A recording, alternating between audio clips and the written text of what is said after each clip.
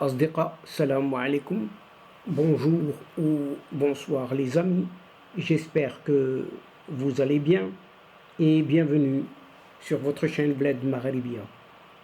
Pour ma part et comme toujours, je suis ravi et heureux de vous retrouver une nouvelle fois à travers cette 415e vidéo que nous avons intitulée entre guillemets les bruits de bottes en sourdine, puisque décidément cette Algérie fait de nouveau parler d'elle en accueillant sur son sol, paraît-il, Béchar, c'est son sol, quoique les premiers exercices conjoints avec la Russie.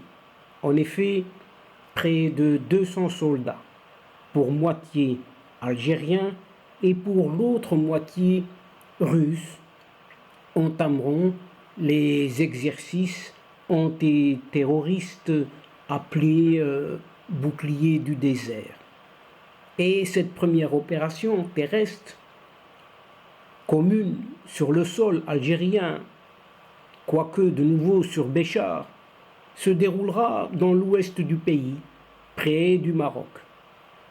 Ainsi, donc, chers amis, la Russie et l'Algérie lancent les manœuvres dites bouclier du désert 2022 qui réunissent quelques 200 soldats des forces antiterroristes russes et algériennes dans la région de Béchar.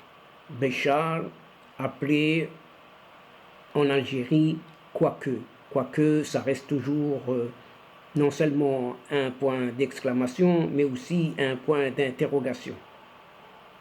Donc Béchar, c'est à une cinquantaine de kilomètres de la frontière du Maroc, et qui est sous autorité algérienne, quoi qu'on dise.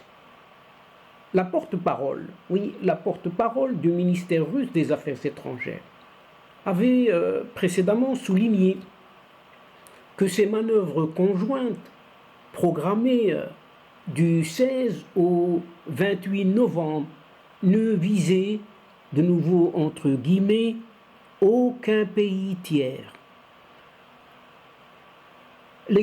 Cet exercice se déroulera sur la base de Hammaguir, dans les accords d'Évian, oui, dans ces fameux accords d'Évian entre la France et l'Algérie, avaient prolongé l'existence.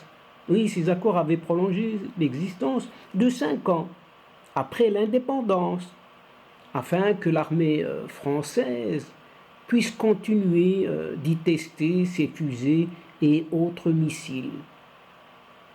Eh bien, ce sera la première fois, oui, la première fois, que des soldats des deux pays s'entraîneront ensemble sur le sol algérien pour simuler, encore entre guillemets, la recherche et la destruction de groupes terroristes, semble-t-il, dans la perspective d'autres exercices conjoints. Il s'agit là des troisièmes exercices conjoints en cette année 2022. Au mois de septembre dernier déjà, les soldats algériens ont participé aux manœuvres dites Vostok 2022 dans le district militaire russe Est.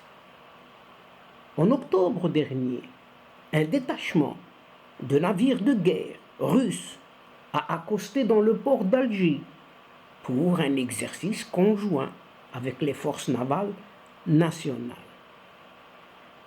Les premières manœuvres conjointes des militaires des deux pays avaient eu lieu déjà en octobre 2021 sur le terrain d'entraînement de Tarskoé en Ossétie du Nord, c'est-à-dire en Caucase. Et là, chers amis, se pose cette interrogation pour toute cette région. Serait-ce dès lors un méga contrat négocié tout en sourdine? En tout cas, les contacts militaires entre l'Algérie et la Russie vont de pair, oui, vont de pair avec l'accélération de la coopération industrielle. L'Algérie est en train de devenir le premier importateur d'armes russes au monde. Oui, vous avez bien entendu, l'Algérie est en train de devenir le premier importateur d'armes russes au monde. Et selon la presse algérienne même, un énorme contrat est en train de se préparer pour un montant de plus de 11 milliards de dollars. Est-ce que tout ce budget est réservé uniquement à l'armement? La question est posée. Oui, est posée. Avec des commissions, et des rétrocommissions et des sous-commissions, etc., etc. Suivez mon regard.